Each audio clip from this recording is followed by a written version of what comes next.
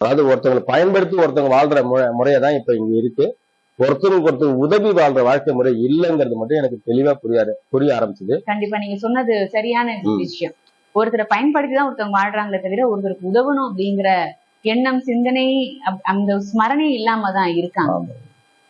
அப்படி இருக்கும்போது எல்லாரும் ஆனா ஒரு இடத்துல மையம் ஆகும். அது எந்த மையம் சொன்னா கடவுள் மையம். சரணம் சரணம் குருவே சரணம் வெப்பதாசரே சரணம் சந்ததம் பணிந்து சரணங்கள் சொன்னோம் சர்க்குருநாதா சரணம் சரணம் சரணம் குருவே சரணம் வெப்பதாசரே சரணம் சந்ததம் பணிந்து சரணங்கள் சொன்னோம் சர்க்குருநாதா சரணம் சகலமும் உணர்ந்து அறிவில் தெளிந்த வெப்பதாசரே சரணம் சகலமும் உணர்ந்து அறிவில் தெளிந்த வெப்பதாசரே சரணம் சஞ்சலம் தீர்த்து நல்வழி காட்டி எங்களுக்கு அருள்வாய் சரணம்.